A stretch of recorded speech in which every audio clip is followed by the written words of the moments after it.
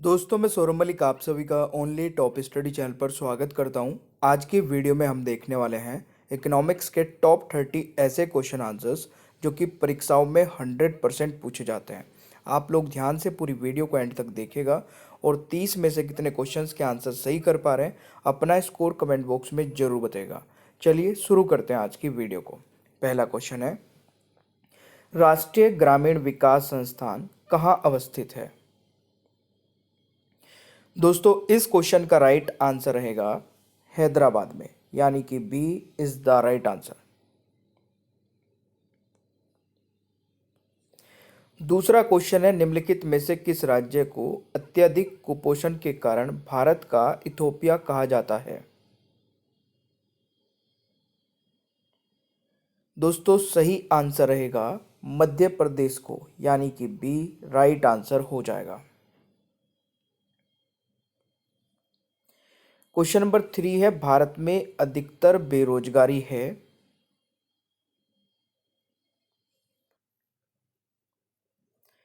तो तीसरे क्वेश्चन का राइट आंसर क्या रहेगा दोस्तों? संरचनात्मक बेरोजगारी, यानी कि डी राइट आंसर रहेगा।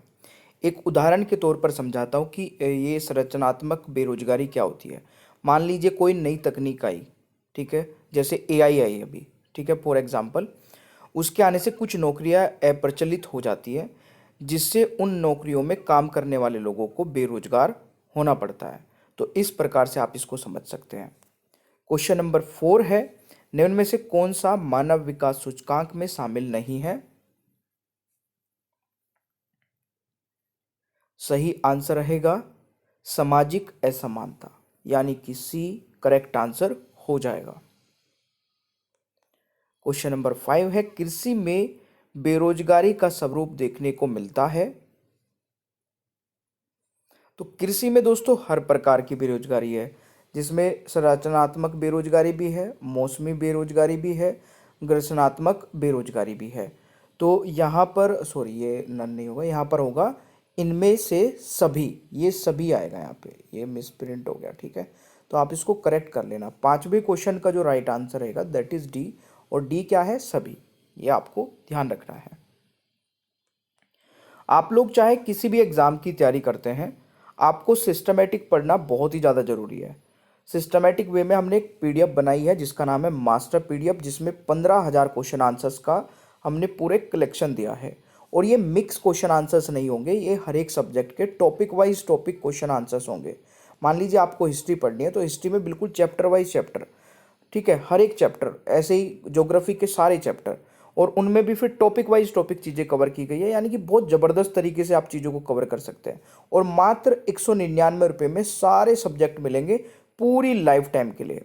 कैसे मिलेंगे? डिस्क्रिप्शन बॉक्स में लिंक दिया गया है, उस पर क्लिक कर सकते हैं, पेमेंट कर सकते हैं, या फिर इस नंबर पर आप हमें मैसेज करेंगे और मैसेज में लिखेंगे मास्टर पीडीएफ 15,000, तो आपको एक बारकोड मिलेगा। बारकोड पर 199 रुपये का पेमेंट करते ही तुरंत पीडीएफ मिल जाएगी। ये बिल्कुल आसान सा तरीका है, ठीक है। छठा क्वेश्चन है, मानव विकास सूचकांक किस अर्थशास्त्री की देन है? तो मानव विकास सूचकांक किस अर्थशास्त्री की देन है दोस्तों? राइट आंसर रहेगा अमर्त्य सेन, यानी कि बी राइट आंसर हो जाएगा छठे क्वेश्चन का सही आंसर। प्रचंड बेरोजगारी एक विशेषता है। तो देखिए, प्रचंड बेरोजगारी होती है सबसे ज़्यादा कृषि में। ये कौन सी बेरोजगारी है? ये वो बेरोजगारी है, फिर इसको भी मैं एक एग्जाम्पल के तौर पर समझाऊंगा। 1 बीघा भूमि में केवल एक लोग काम करके सारा काम कर सकता है।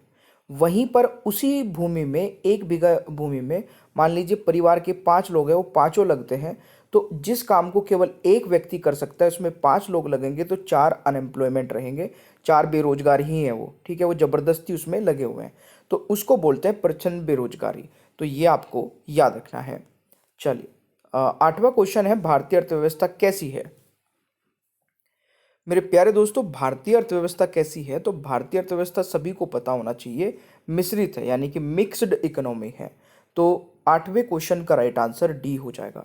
मिक्स्ड का मतलब है कि इसमें प्राइवेट सेक्टर भी काम करता है और गवर्नमेंट सेक्टर भी काम करता है। एग्जाम्पल के तौर पे हमारी मिक्स्ड है, अगर बात की जाए चीन की, तो वहाँ मिक्स्ड नहीं है, वहाँ पे गवर्नमेंट सेक्टर का इन्वॉल्वमेंट है हर चीज़ में।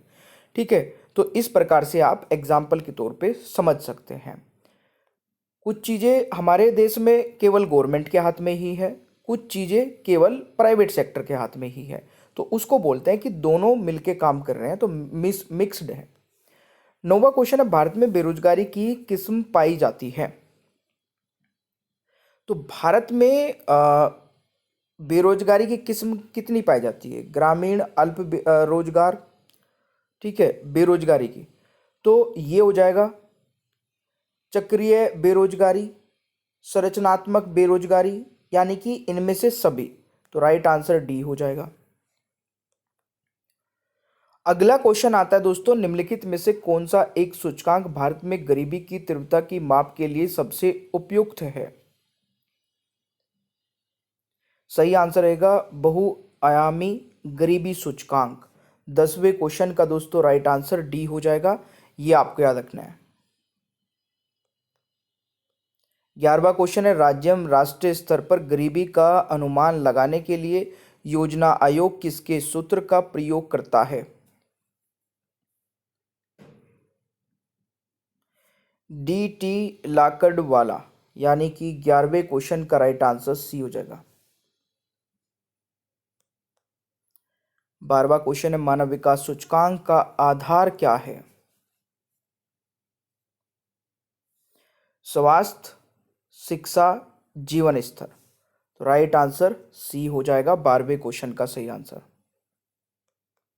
13वां क्वेश्चन है, राज्य स्तर मानव विकास रिपोर्ट जारी करने वाला प्रथम राज्य है।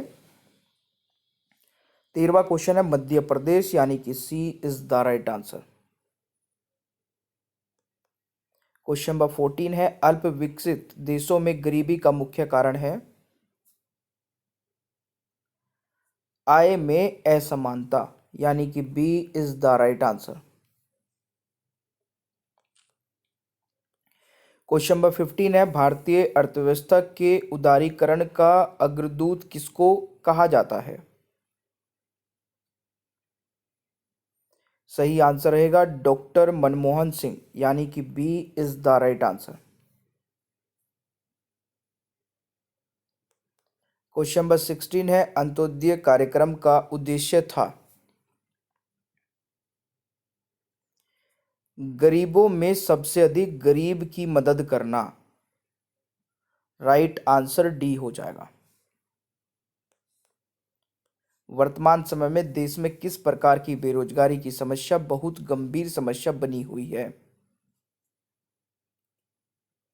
सही आंसर रहेगा शिक्षित बेरोजगारी। जो पढ़े लिखे हैं, मान लीजिए डिग्री कर ली, बीए कर ली, एमए कर लिया, ठीक है, बीएड कर लिया, मतलब हर प्रकार से डिग्री किसी कोई ना कोई कर ली, बट उसका उस क्षेत्र में उपयोग नहीं कर पाना, उसको बोलते हैं पढ़े लिखी बेरोजगारी, शिक्षित बेरोजगारी।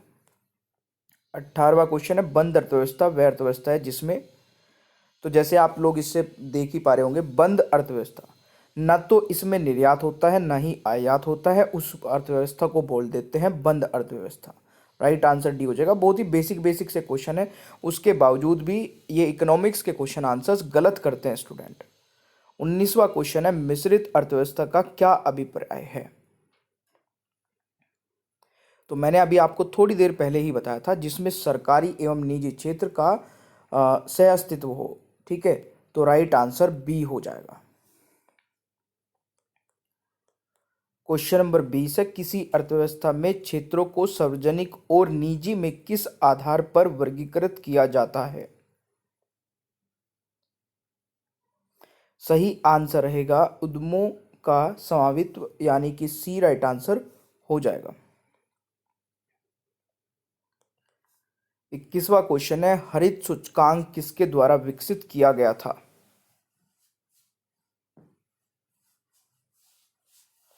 तो राइट आंसर रहेगा संयुक्त राष्ट्र पर्यावरण कार्यक्रम।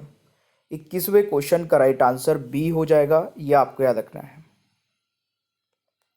22वां क्वेश्चन है, यूएनडीपी की मानव विकास रिपोर्ट की तर्ज पर भारत की पहली मानव विकास रिपोर्ट कब जारी किया गया? 22वें क्वेश्चन का सही आंसर रहेगा अप्रैल 2022, यानी कि सी राइट आंसर हो जाएगा। सेशन अच्छा लगे दोस्तों लाइक भी कर देना भाई, शेयर कर देना दोस्तों के साथ में भी। भारत में बेरोजगारी के आंकड़े एकत्रित एवं प्रकाशित करता है, तो राइट आंसर रहेगा NSSO, यानी कि सी राइट आंसर हो जाएगा 23वें क्वेश्चन का सही आंसर। 24वां क्वेश्चन है आर्थिक विकास के दृष्टिकोण से भारत की गिनती होती है विकासशील राष्ट्र के रूप में, यानी कि सी राइट आंसर हो जाएगा। भारतीय अर्थव्यवस्था का कौन सा क्षेत्र सकल राष्ट्रीय उत्पाद में सबसे अधिक योगदान करता है, तो तृतीय क्षेत्र। और तृतीय क्षेत्र में क्या आता है, सर्विस सेक्टर। 25वें क्वेश्चन का राइट आंसर सी हो जाएगा। प्रचंड बेरोजगारी का अर्थ क्या है, ये बेरोजगारी होगा, इसको करेक्ट कर लेना। तो मैंने आपको स्टार्टिंग में एक एग्जाम्पल दे के बताया था कि एक भूमि में जहाँ पर एक व्यक्ति सारा काम कर सकता है, उसमें पूरे परिवार के 5 लोग लगे हुए हैं, तो उसको बोलते हैं प्रचंड बेरोजगारी। मैंने समझाया था। अब ऑप्शन के अकॉर्डिंग आप बताइए आंसर क्या रहेगा। आवश्यकता से अधिक लोगों को कार्यरत होना, ठीक है, बिल्कुल समझ में आ गया होगा, कभी भूलेंगे भी नहीं। तो राइट आंसर डी हो जाएगा। 27वां क्वेश्चन है वर्ल्ड डेवलपमेंट रिपोर्ट किसका वार्षिक प्रकाशन है,